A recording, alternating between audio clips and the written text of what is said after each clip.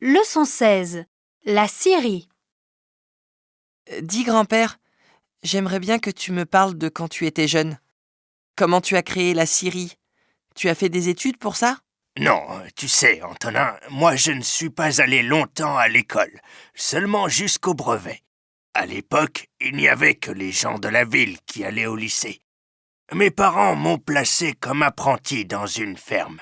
J'avais 14 ans. J'aidais aux travaux des champs. Je travaillais 10 heures par jour. J'étais logé, nourri, mais je ne gagnais pas grand-chose. Ça a duré pendant 2 ou 3 ans. J'aimais bien les fermiers, ils étaient gentils avec moi. Et puis, un jour, Maurice, un ami du fermier, m'a proposé de venir travailler avec lui dans sa scierie.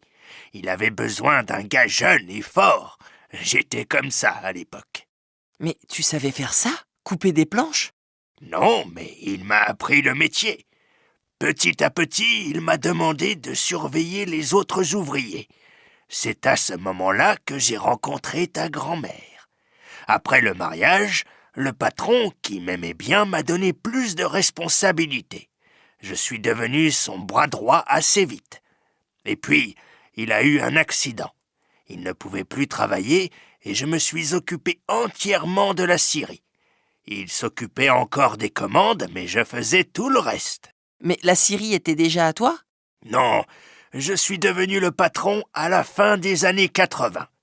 Maurice était handicapé et ne pouvait plus travailler. Il était trop vieux aussi. Il m'a proposé de me vendre la scierie. Ta grand-mère avait eu un petit héritage et ça nous a permis d'acheter la scierie. Et tu as fait fortune? C'est un bien grand mot. Aujourd'hui, ton père a repris l'entreprise et ça marche bien.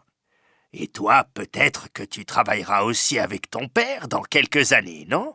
Moi je ne sais pas trop, mais je voudrais plutôt être ingénieur. Comme ça, je pourrais inventer des machines super rapides pour scier le bois. Ce serait bien aussi, non, grand-père? Leçon 17.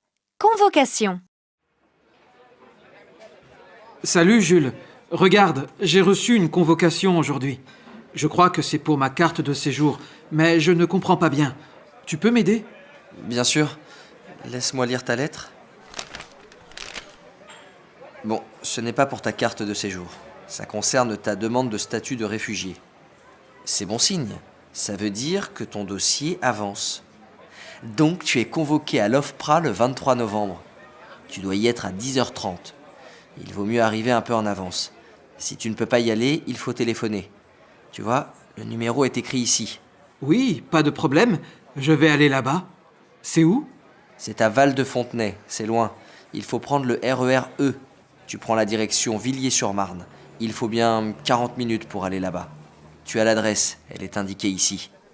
Ah oui, je vois. 19 rue Carnot. Je demanderai où c'est. Qu'est-ce que je dois apporter comme document? D'abord, tu iras à l'accueil et tu donneras cette convocation. Tu dois prendre aussi l'original de ton récépissé. C'est la préfecture qui te l'avait donné, non? Tu l'as bien? Oui, ça, je l'ai toujours avec moi. C'est un papier très important. Et quoi d'autre? Attends, je regarde encore. C'est tout. Donc cette convocation et ton récépissé, c'est tout. Avec ton numéro de dossier, ils vont retrouver toutes les pièces de ton dossier. Merci Jules. Tu prends un café? Allez, ça ne se refuse pas. Mais quand tu auras ton statut de réfugié, on prendra autre chose qu'un café. Leçon 17. Mariage au printemps. Service de l'état civil, bonjour. Que puis-je faire pour vous? Bonjour monsieur. J'ai l'intention de me marier au printemps prochain. J'habite à Sète. Pourriez-vous m'accorder un rendez-vous pour m'indiquer la marche à suivre? Avant que nous nous rencontrions, vous devez monter votre dossier. Je vous recevrai quand vous aurez fourni toutes les pièces requises. Alors, tout d'abord, vous devez télécharger le document sur notre site web et le compléter. Vous êtes de nationalité française? Vous êtes domicilié sur la commune depuis plus d'1 an? Oui, depuis 5 ans. Ma future femme est colombienne. Elle a un titre de séjour valide et elle réside avec moi depuis 2 ans. Alors, il faudra qu'elle s'adresse à son consulat pour rassembler les pièces nécessaires à son dossier au regard de la Colombie. Pour chacun des époux, vous devrez obtenir les pièces suivantes: l'original et une photocopie de la pièce d'identité, 2 justificatifs de domicile. Une quittance d'électricité et ma quittance de loyer, par exemple? Oui, à condition qu'elle soit à votre nom. Ce n'est pas tout. Il faudra également fournir des informations sur les témoins. Les noms, prénoms, date et lieu de naissance, profession, domicile et une copie de leur titre d'identité. Il faut encore 2 témoins par époux? Exactement. Mais ne m'interrompez pas sans arrêt, je n'ai pas que ça à faire. Il faudra aussi vous procurer une copie de votre acte de naissance datant de moins de 3 mois. Bien. Et pour ma femme? Je vous l'ai déjà dit, monsieur, il faut qu'elle voie avec son consulat. Je n'ai pas de temps à perdre. Vous pourriez être plus aimable? Passons. Alors on voudrait se marier en juin. Vous pensez que c'est possible? Nous sommes en janvier, donc à mon avis, vous n'aurez pas le temps de réunir les pièces nécessaires. Pour votre future épouse, surtout. Il fallait y penser plus tôt. Un mariage, ça ne s'improvise pas. L'année prochaine me semblerait plus raisonnable. Mais c'est absolument impossible. C'est quand même nous qui décidons la date de notre mariage, non? Leçon 18. Inscription à l'université.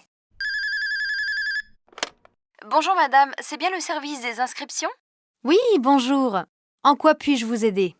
Je voudrais m'inscrire en 3e année de licence de français langue étrangère. Je dois faire quelle démarche?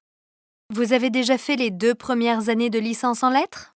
Oui, à Montpellier, mais à partir de mai prochain, je viendrai habiter à Paris. Alors, les inscriptions administratives se font en ligne sur e-candidat à partir du 15 avril. Donc je ne peux rien faire maintenant. Dommage. Je devrais fournir quels documents? Actuellement, le site est fermé car il est trop tôt, mais vous devrez réunir les pièces suivantes. Il faut produire des photocopies lisibles d'une pièce d'identité, de votre précédente carte d'étudiante et de votre baccalauréat. Je n'aurai pas besoin de mes derniers relevés de notes? Non, vous en aurez besoin pour procéder à l'inscription pédagogique, mais ça se fera plus tard. Surtout, quand vous aurez enregistré votre dossier, vous conserverez votre numéro d'inscription. Merci madame. Et j'y pense, vous savez s'il y a des cours de danse orientale à l'université? Alors ça, je n'en sais rien. Il faudra voir avec l'association Campus Sport. Leçon 18. À la médiathèque de Montauban. Pardon, monsieur, je voudrais m'inscrire à la bibliothèque. Qu'est-ce que je dois faire? Alors, vous pouvez vous inscrire sur notre site e-médiathèque, mais puisque vous êtes là, je peux prendre votre inscription si vous avez une pièce d'identité. Oui, voici ma carte d'identité. Ah, je vois que vous habitez à Montauban. Très bien. Auriez-vous par hasard un justificatif de domicile sur vous? J'ai reçu hier ma dernière facture EDF sur mon téléphone. Ça ira? C'est parfait. Montrez-moi l'écran de votre smartphone. Bien, donc vous êtes Madame Élise Laborde et votre adresse est bien 21 quai de la Garonne. Oui, c'est bien ça.